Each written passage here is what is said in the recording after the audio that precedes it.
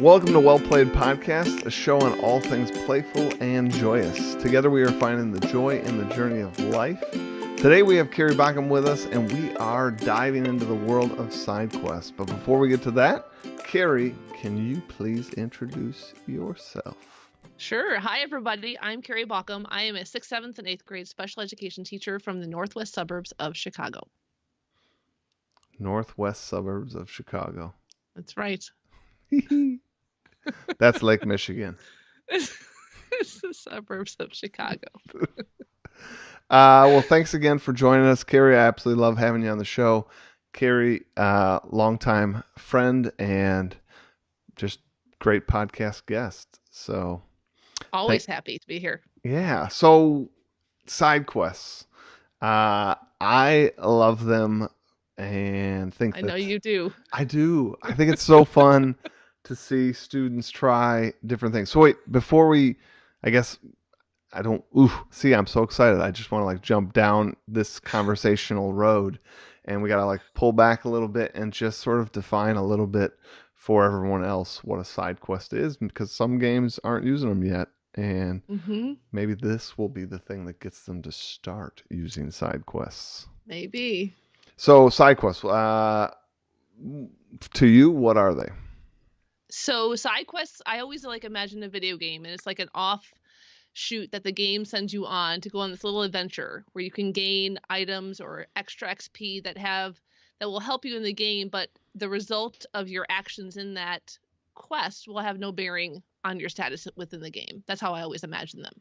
It's worth the risk without any penalties and lots of rewards. Yeah, so I like how you said that, kind of off the main task. They don't have to do these. You could still win the game without them. But in my class and your class, I think there are these wonderful, I don't know, side projects, side tasks that students can enjoy and, dig into. But there are also spaces for us as teachers, I think, to offer students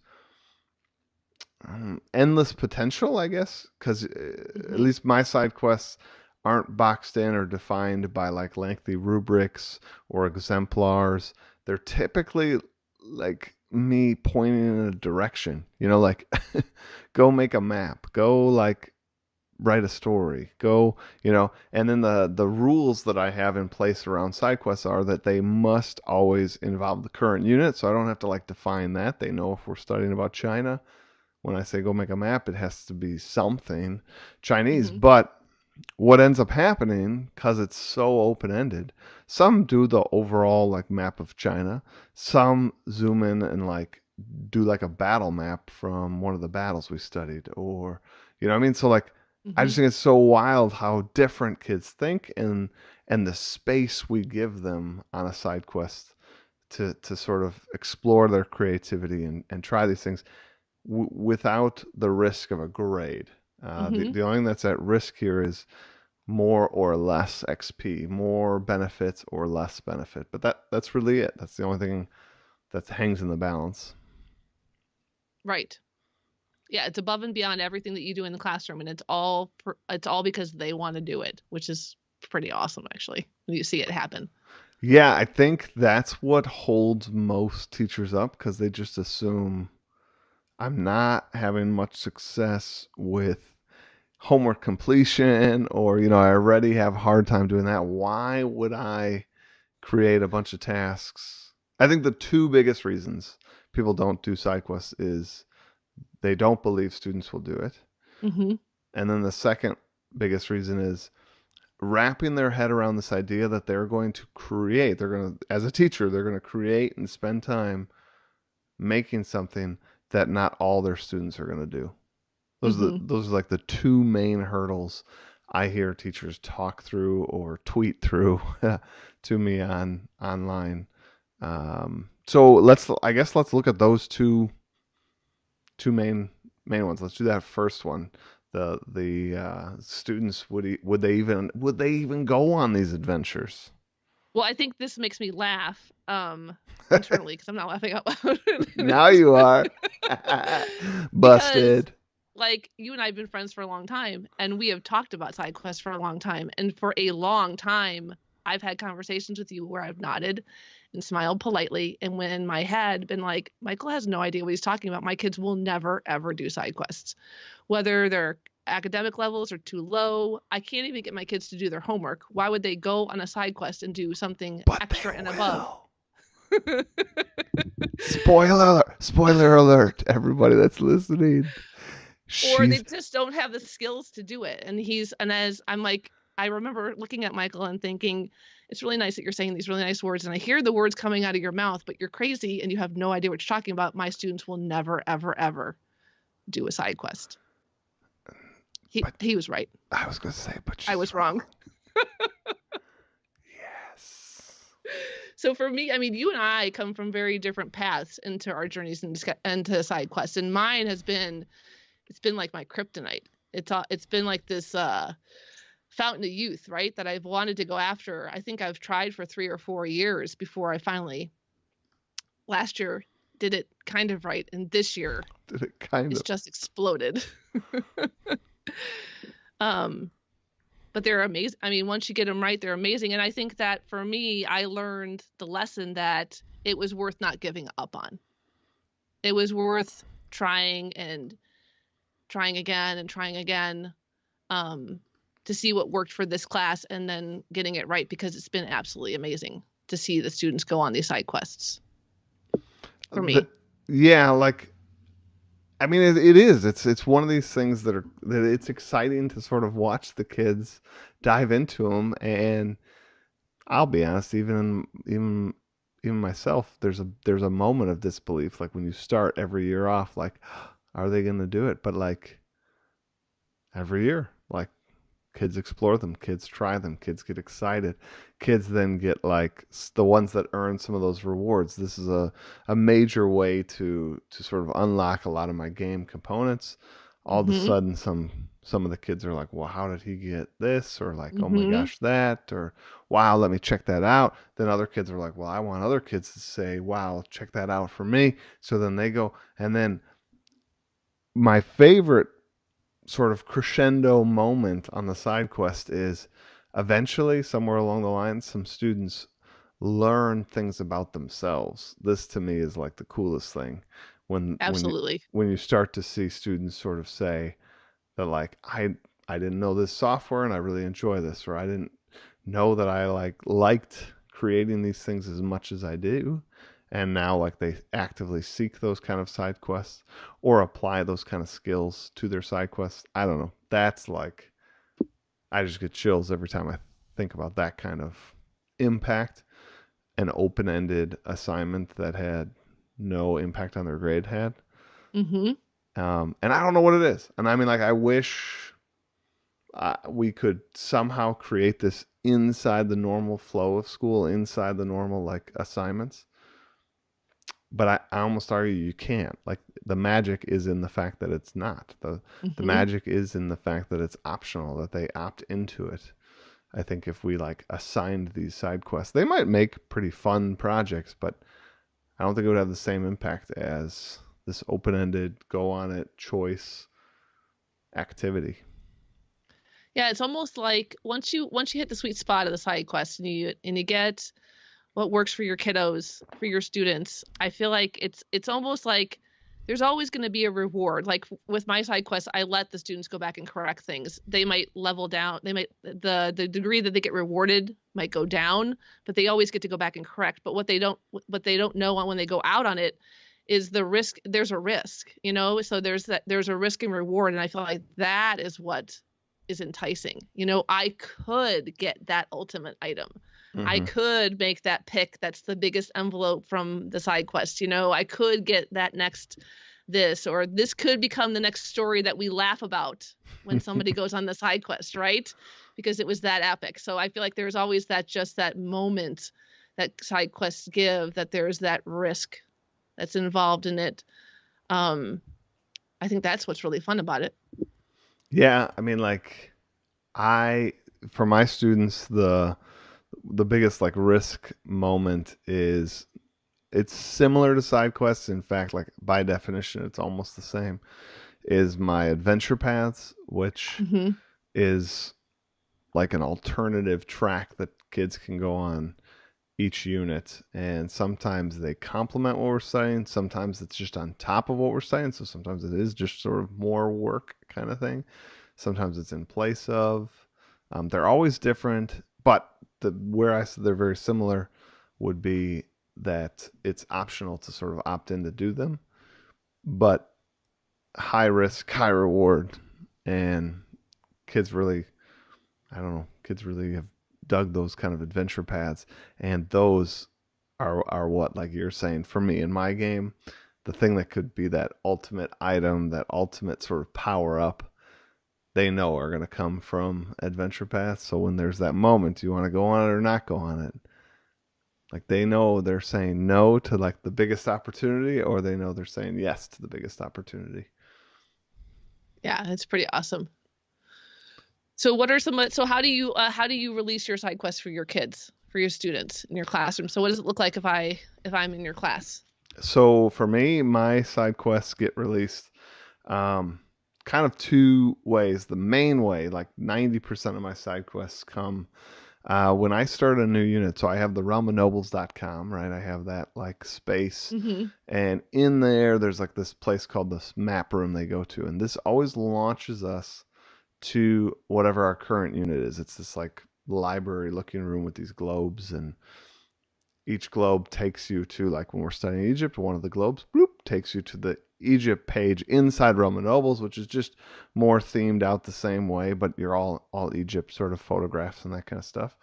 Mm-hmm. And somewhere in there, there's going to be like 5 to the most I think I ever put out was 10 side quests kids could go do. Those side quests I walk all the kids through. So no matter what your like learning style, learning level is at, everyone knows how to get to this bank of 5 to 10 side quests. And that Mm-hmm. is probably, like I said, 90% of the available side quests to do. Then there's some that are hidden around Egypt. So for those kids that are more the explorers, there Mm-hmm. might be 2 side quests that are like, oh, if you click this place and go into this alley and click this guy that's leaned up against the wall, he's like, oh, I have an adventure for you to go on. I need you to do this, this, and this.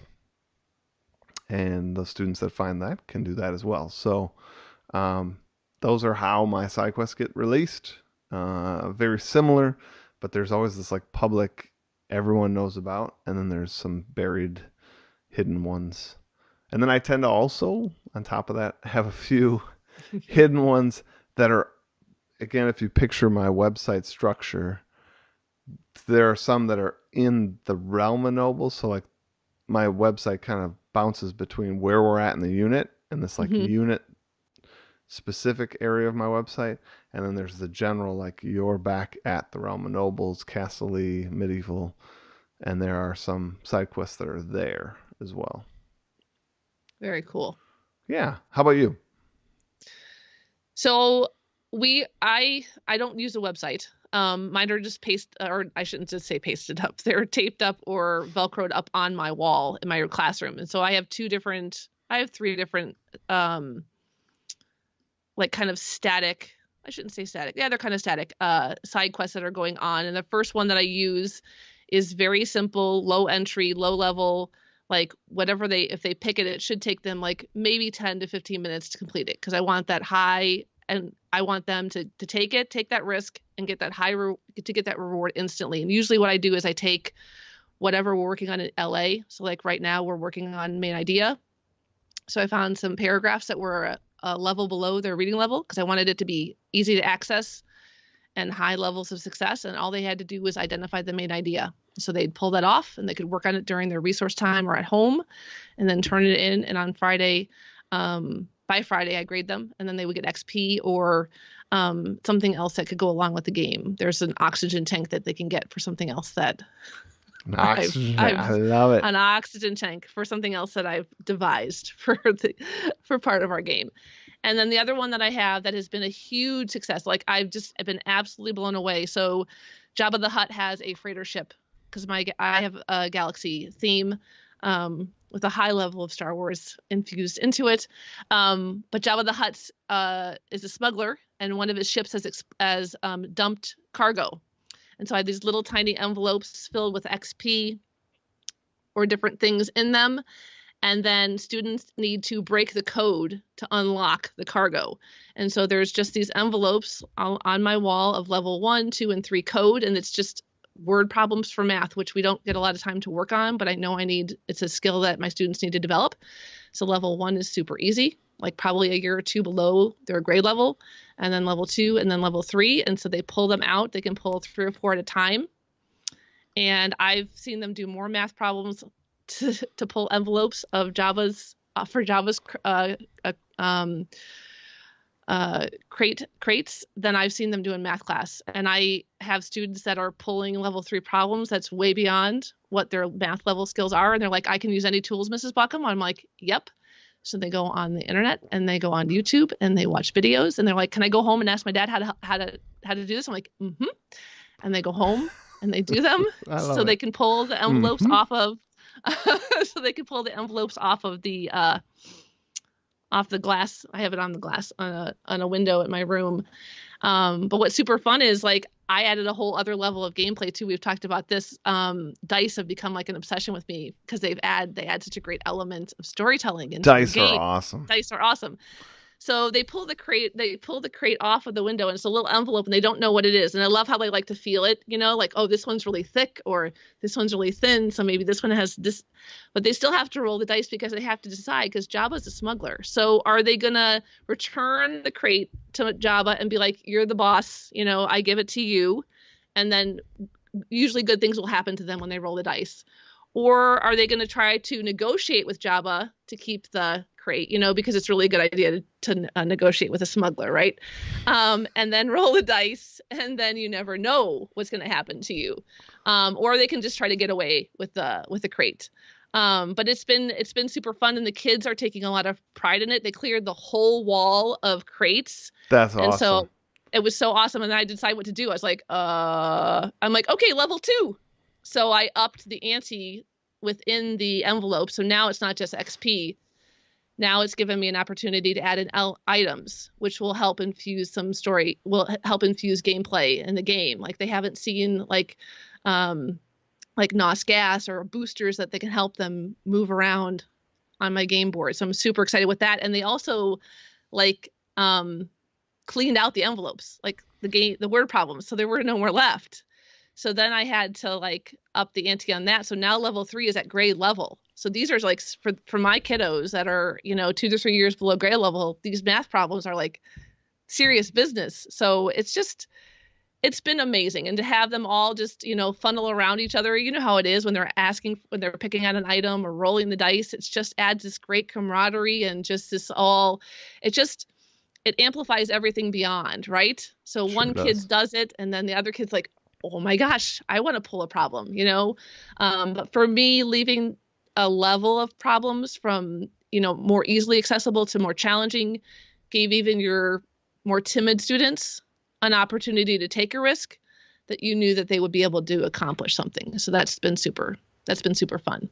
Yeah, that's a good tip, like leveling your side quests. I didn't really say that, but I definitely do that. Like when I say that here are the 8 side quests from this unit, I always try to think of different modalities. So there's like artistic ones to like more traditional, like write something kind of ones.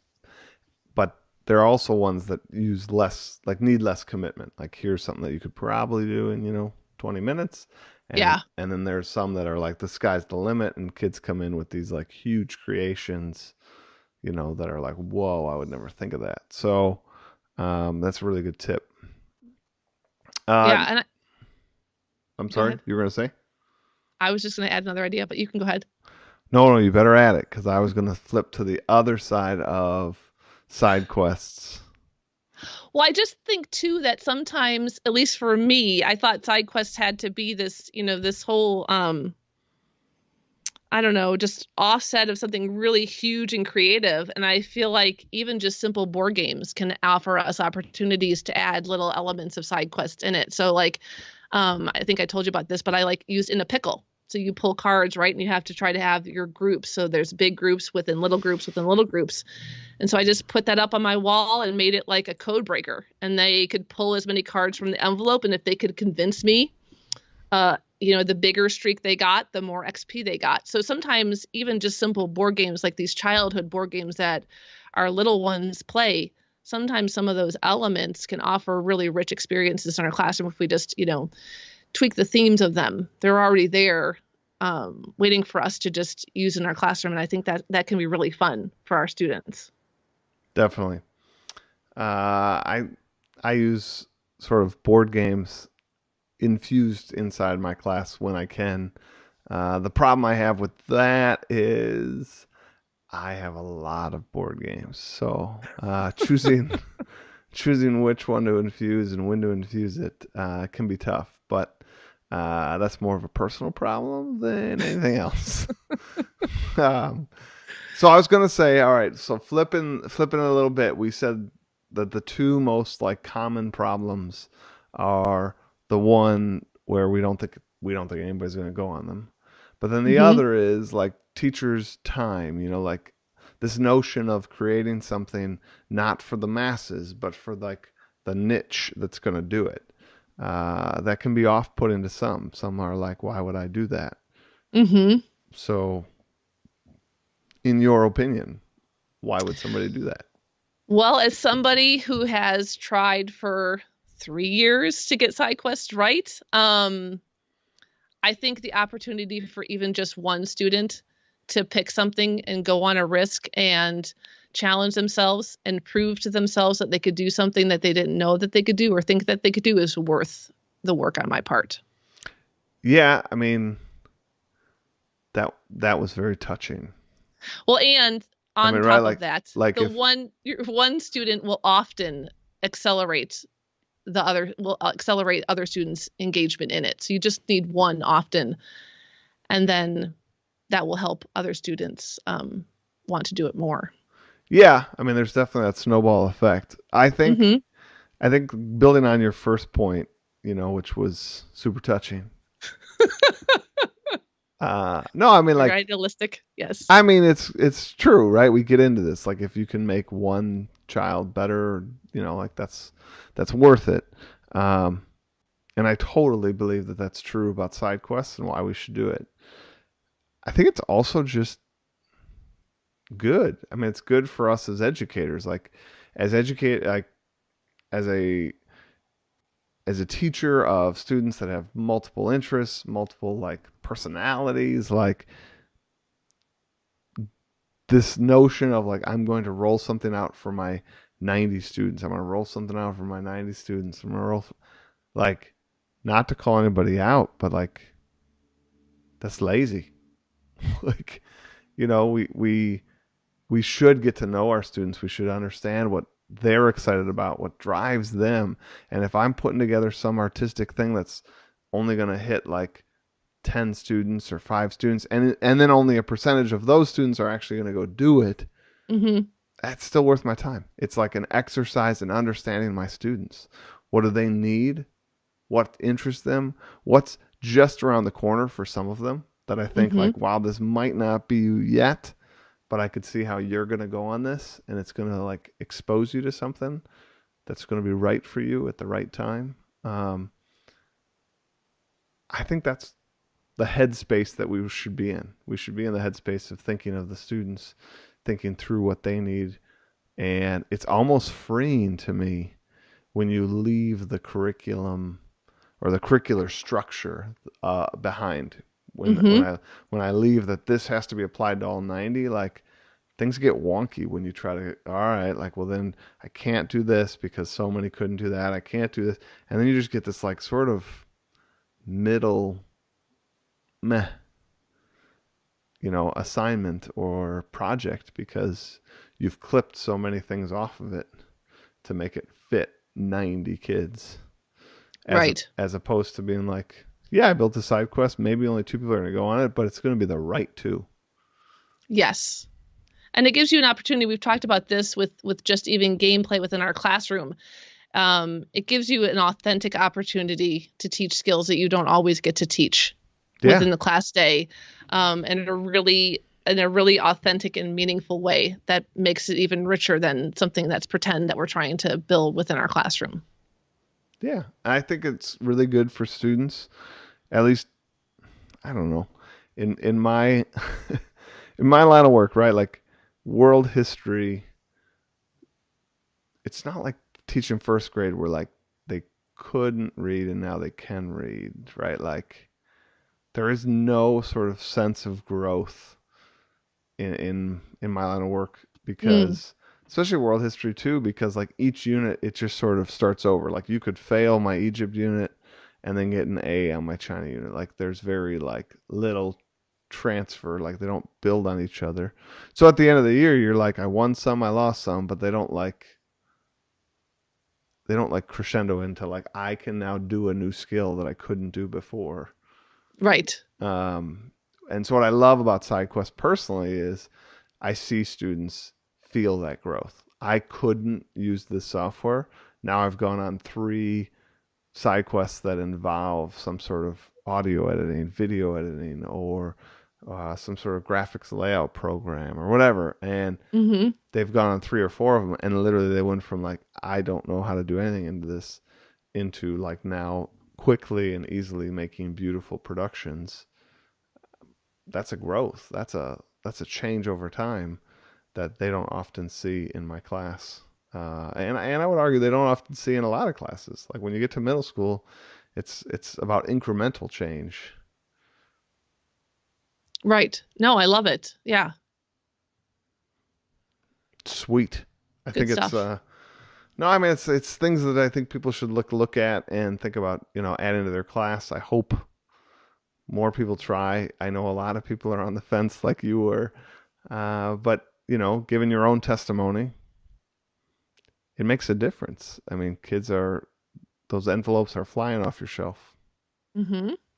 And I mean, I could tell them all day that they could go home and ask their parents for help. Or I could tell them all day that, using your resources, of course, I want them to use their resources and use their tools to solve math problems. But all of a sudden, there's this moment where they, pull a math problems and that they have to solve themselves. And there's no class or no nothing that's going to, make them do that, where they have to, you know, find something in themselves to do it, or they have to teach themselves that software, or they have to, um, reach out and ask somebody for help, and it all of a sudden makes it really authentic opportunity for them to go on a quest, right, to find and That's solve right. and An create something adventure. all by themselves. Yeah, I love it. Yeah. Well, I can't believe it, but our time is up. So we have this last bit that you know all too well. I do. Reflection time. Carrie gets a little nervous. I'm gonna let everybody I know. do not get nervous. He just likes me to answer first so he can steal my wisdom. Ha! All right. So we're at reflection time. And you ready for our quote? It comes from Elizabeth Gilbert. She is the author of Eat, Pray, Love. Very popular book. Involves Yes, it Italy. is. Involves Italy. And I love Italy. Yes, you That do. that is the eat portion of the book. All right. Here's her quote. I think it really hits home for what we're talking about. Uh, Keep showing up for your side of the job and give genius a chance to do its part. How does that how does that hit you, Carrie Rockham? Well, it speaks to me beyond just the side quests that we've been talking about. And I feel like that for me as a creator, um, it's everything about being a creator, showing up, keep creating, keep putting stuff out there, keep creating side quests, keep creating opportunities for your students. And even when they don't work, you just never know when that one is going to work. But if we stop putting them out there and stop moving forward and stop creating and pushing ourselves, then we'll never find the one that does work. And I just feel like we just have to keep creating and putting them out there, improving our skills. And then we're also going to end up improving what we're putting out there for students and then their opportunity to show us what they can do.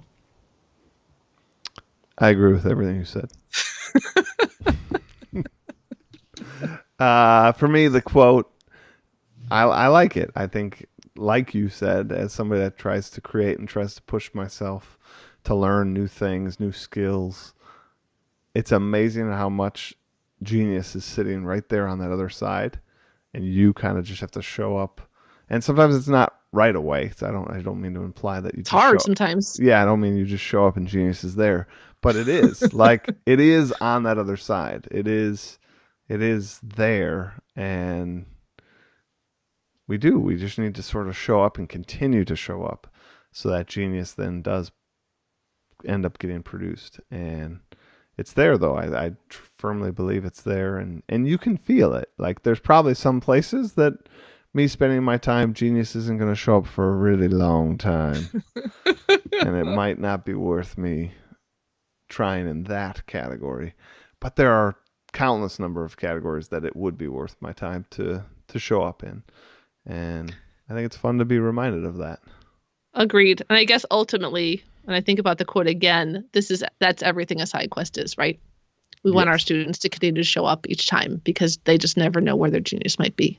That's right, and especially us teaching young kids that like they don't know yet. I mean, they don't even know what possibilities are out there. So, pushing them to try these things is a good push.